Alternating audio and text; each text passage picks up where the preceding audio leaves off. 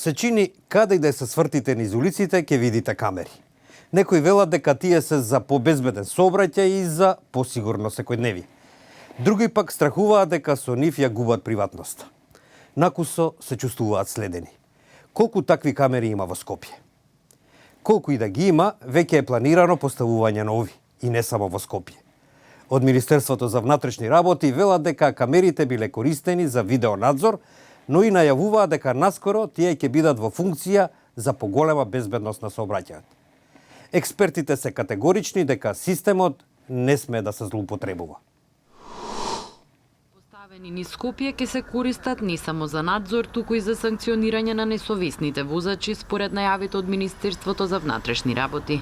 Претходната влада уште во 2012 година најави дека преку безбедносните камери ќе се ловат оние возачи кои прават сообраќајни прекршоци, а после 7 години никој не е казнет. До пред 2 години, според МВР, камерите биле користени од Управата за безбедност и контраразузнавање само за надзор, а се планира надградба на системот и поставување на нови камери не само низ Скопје, туку и на автопатиштата со цел зголемување на безбедноста.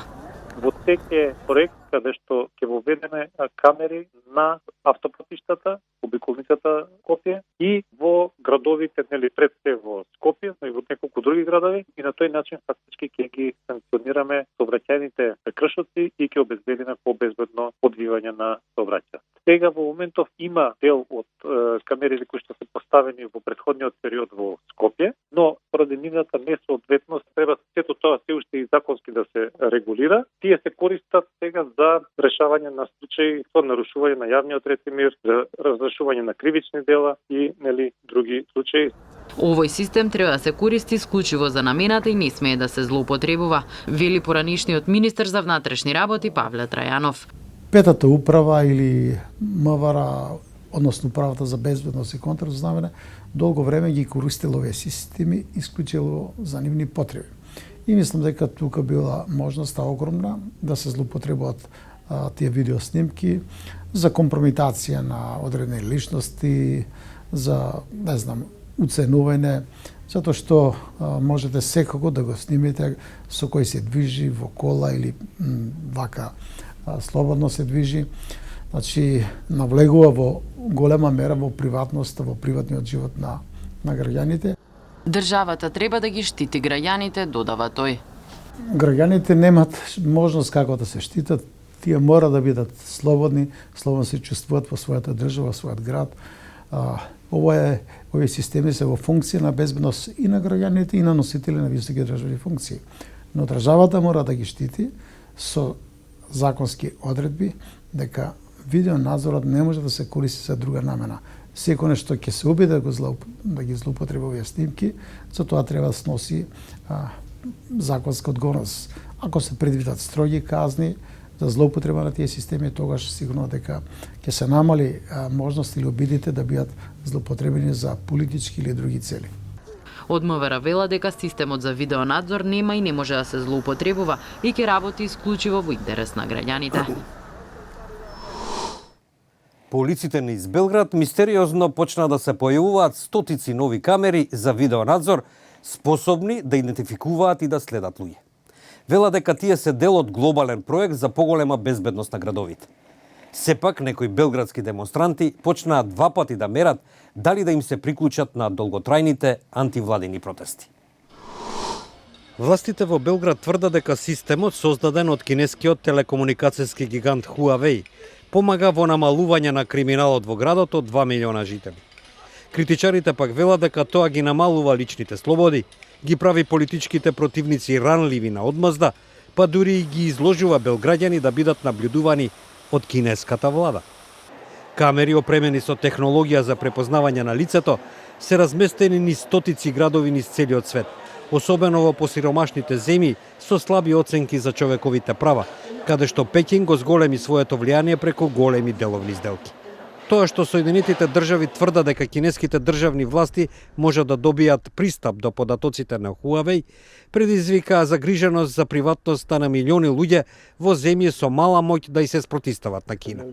Поранешниот српски комесар за заштита на личните податоци, Родолјуб Сабиќ, вели дека системот може да се користи за да се таргетираат политичките противници и да се следат критичарите на режимот, што е целосно спротивно на законот.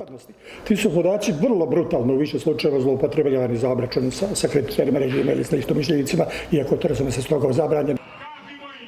Групите кои се против српскиот председател Александар Вучиќ велат дека полицијата им давала снимки од протестите на провладините таблоиди за да ги заплаши учесниците и се фалела дека може прецизно да ја пресмета излезноста на протестите со идентификување на секој од нив. Српската полиција негира каква била злоупотреба на системот на Huawei, што во финална фаза би требало да има 1000 камери на 800 локации низ Белград.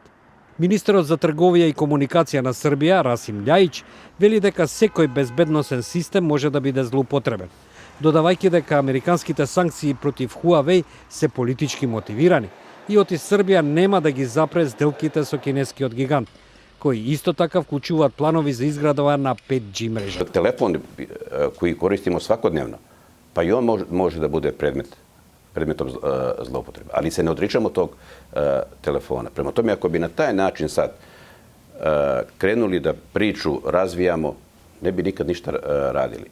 Kakvu god kameru da postavite, čija god da je, da li Huawei-ova, da li vaša, moja, bilo čija kamera, bi moglo da bude predmet zloupotrebe.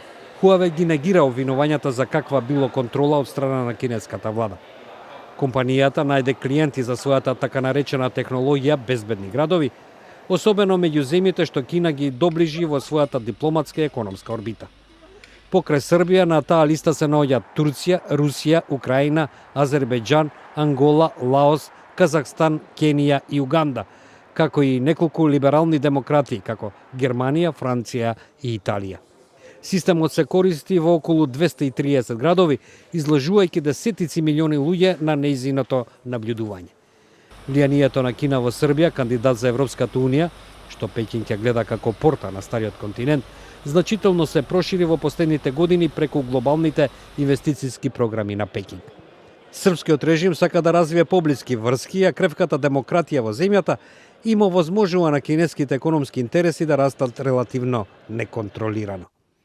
Државните банки за инвестиции во Кина доделија заеми од повеќе милиарди долари за изградба на патишта, пруги и мостови. Кинески полицајци дури помагаат во патролирањето низ улиците во Белград, поради зголемениот број кинески туристи.